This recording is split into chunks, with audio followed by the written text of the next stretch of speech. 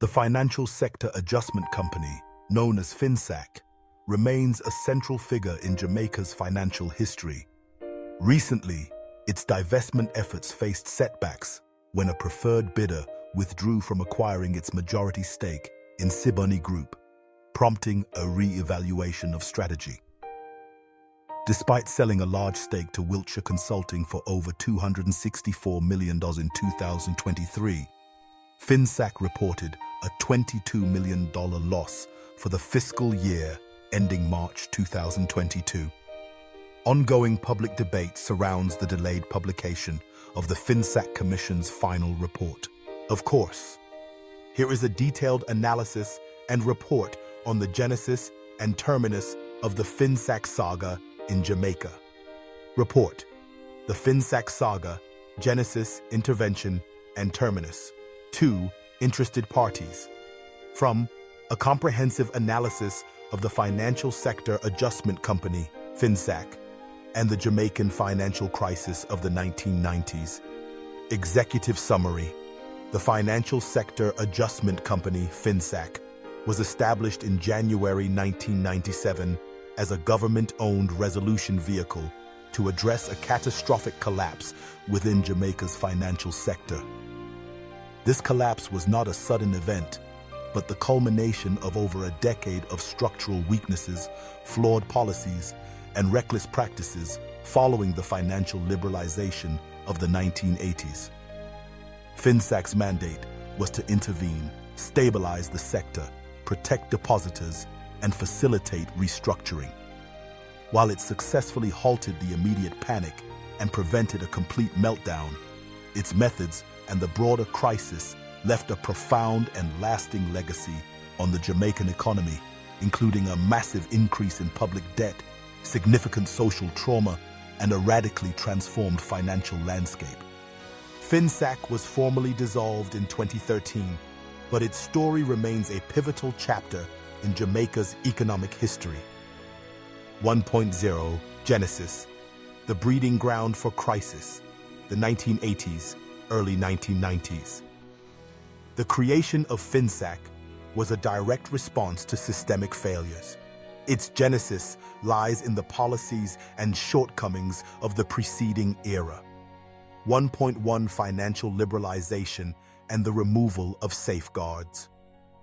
In the 1980s, under Prime Minister Edward Seager, Jamaica embarked on a path of financial liberalization, influenced by global trends and IMF World Bank prescriptions. Key changes included removal of exchange controls, allowing free movement of capital in and out of the country, deregulation of interest rates. Banks and financial institutions could set their own rates, leading to intense competition for deposits. Lowering of reserve requirements, freeing up more capital for banks to lend or speculate with.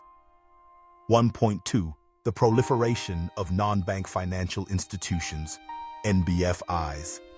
A critical shortcoming was the regulatory asymmetry between commercial banks, regulated by the Bank of Jamaica, and a new wave of NBFIs, merchant banks, building societies, insurance companies, and trust companies.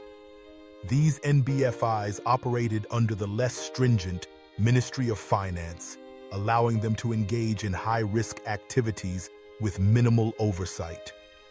1.3 The flawed business model and reckless practices. Financial institutions engaged in inherently unsustainable practices. High-cost deposits.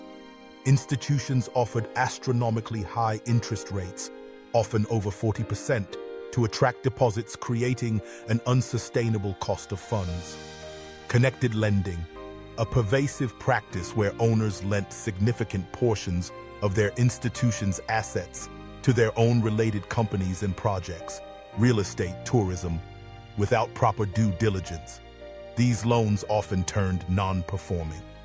Speculative investments, heavy speculation in the stock and foreign exchange markets, creating asset bubbles. Currency mismatch, borrowing in foreign currency to fund high-yielding local currency investments, creating immense vulnerability to devaluation. 1.4 The trigger. The bubble bursts.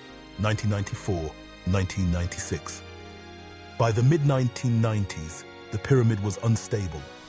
The trigger for collapse was a series of events: rising interest rates. The government itself was forced to offer high rates on its treasury bills to finance its deficit, drawing funds away from private institutions and increasing their cost of funding. Loss of confidence. A few high-profile failures sparked a crisis of confidence. Depositors began a run on several institutions, first on the NBFIs and then spreading to commercial banks. Currency pressure. The crisis led to a flight to safety, putting immense pressure on the Jamaican dollar and leading to a sharp devaluation, which crippled institutions with unhedged foreign currency exposures.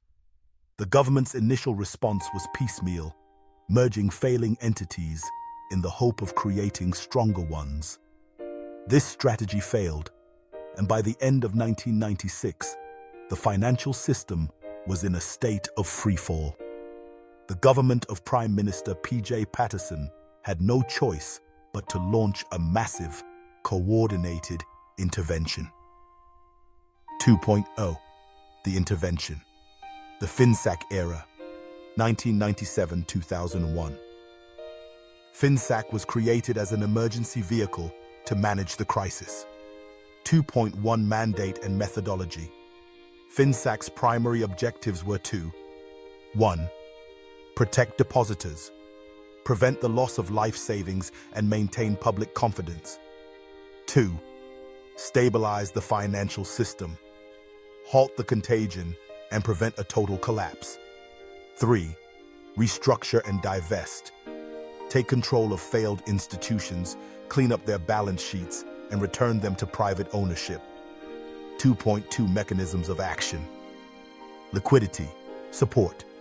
Finsac injected liquidity into failing institutions to meet depositor withdrawals. Takeovers and management. It took over the management of insolvent institutions. At its peak, Finsac controlled over 80% of the financial sector, including major banks like Century National Bank and Union Bank, and insurance giants like Life of Jamaica and Dior. Balance sheet cleanup.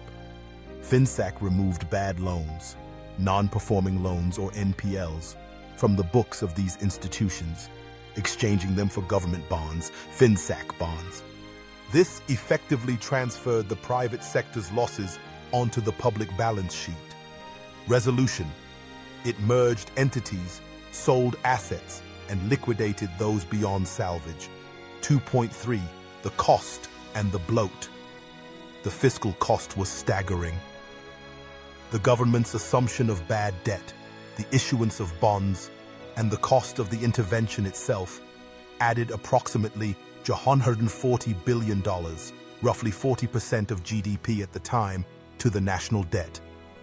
This Finsac debt became an albatross around the neck of the Jamaican economy for the next 2 decades, crowding out public expenditure on health, education, and infrastructure. 3.0. Terminus. The aftermath and legacy. The crisis was stabilized by 2001, and the immediate panic subsided.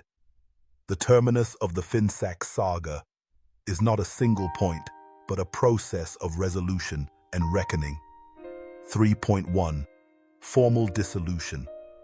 Having completed its primary mandate of stabilization and divestment, Finsac Limited was formally dissolved in 2013 via the Finsac Dissolution Act. Its remaining assets and liabilities were transferred to the Ministry of Finance. 3.2. The long-term legacy.